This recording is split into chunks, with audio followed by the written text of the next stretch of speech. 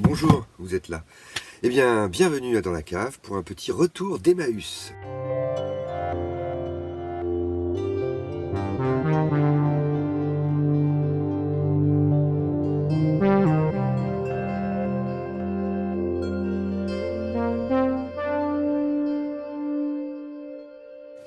Oui, un retour d'Emmaüs, quoi, comme à l'ancienne, old school like, allons-y, quoi. Donc j'ai d'abord été fouiné dans les BD, hein, comme d'habitude, et moi je regarde surtout la tranche parce que j'ai envie de m'acheter des Dupuis.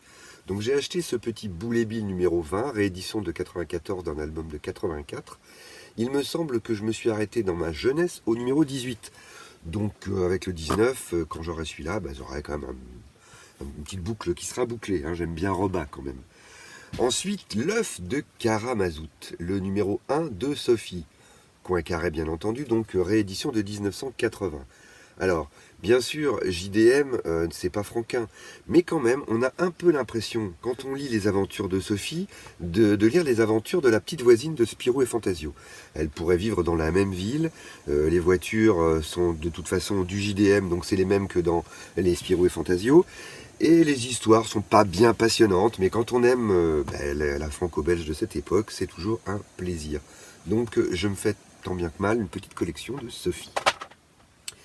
Ah, ma fille m'a trouvé ce pif parade très sympathique des années 90, j'imagine, et celui-ci qui est un peu plus sympathique puisque il est dessiné par Cavazzano, qui dessinait aussi ce cher Picsou. Donc là, je suis assez client. Cette collection Soleil Junior n'a pas grand intérêt, mais par contre, effectivement, les BD sont fun, quoi. Voilà, il y a plusieurs tomes, je ne sais pas combien il y en a en tout. Il semblerait que celui-ci c'est le 1, il me semble qu'il y en a 4 ou 5. Et en tout cas, bon, Cavazzano, hein, Eric. Ensuite, eh bien, continuons dans les bandes dessinées. J'ai acheté Détective Extra Lucide. Aucune idée de ce que c'est, sauf que c'est une bande dessinée parue chez les Humanoïdes associés en 1990, puis rééditée dans une petite boîte qui s'appelle Alpen en 94, je crois. Et nous avons ici une petite bande dessinée, un brin vieillotte, avec un style d'une autre époque, comme j'aime, qui raconte l'histoire d'une dessinatrice, d'une enquêtrice qui fait appel à un voyant. Et le rapport entre l'enquêtrice et le voyant est assez, on va dire, assez volcanique. Ils ne s'entendent pas spécialement. Mais bon, je trouve que ça a l'air très sympa. J'aime bien le côté un peu vieillot justement de cette BD, avec des cases vraiment très très fixes et un trait tout fin à la Jacques Martin, un peu. Bon dimanche. Non, pas celui-là. J'ai trouvé un autre truc étonnant. Clarinette et compagnie. Alors là, on est en 1980, dans une franco-belge, non, pardon, on est en 1973, dans un style franco-belge d'un certain Bob Mo. Alors là, je ne sais pas du tout qui c'est. On y retrouve un style très très très Peyo, franquin et Uderzo mélangé, pour une histoire d'une femme viking. Et vraiment, je n'avais jamais vu ça. En fait, non, c'est pas du tout une femme viking, mais d'après ce que je comprends, je n'ai pas lu. Ça a l'air très sympa. Ah, ensuite, c'est pour ça que je riais tout à l'heure quand vous êtes arrivé. Parce que j'ai trouvé ça aussi.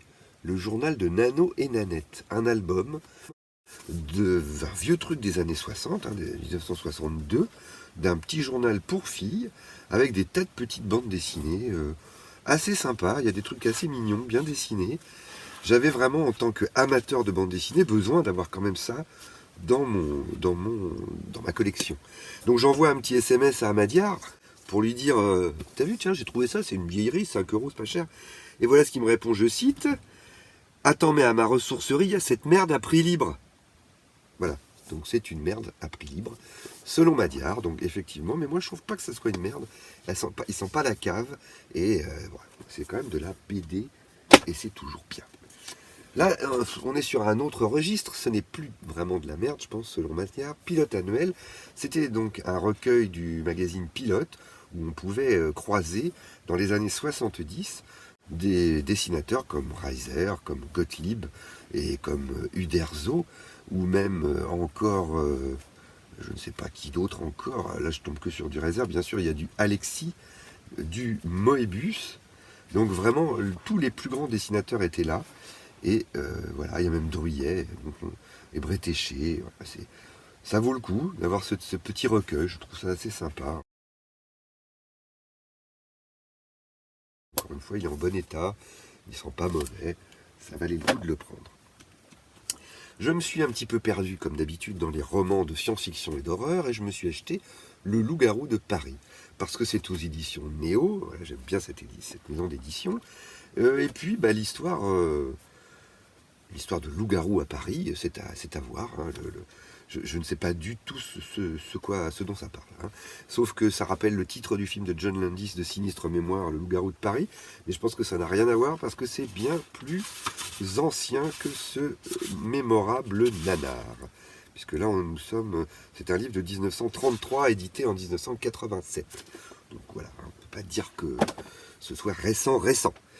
Et puis, je suis allé au disque, parce que j'aime bien les vinyles, et au milieu de toutes ces bouses de Michel Sardou, de Sylvie Vartan, de Nana Mouskouri et autres valses de Vienne par André Verschuren, il y avait quand même un Polnareff de 1978, Coucou me revoilà, qui est son deuxième album américain.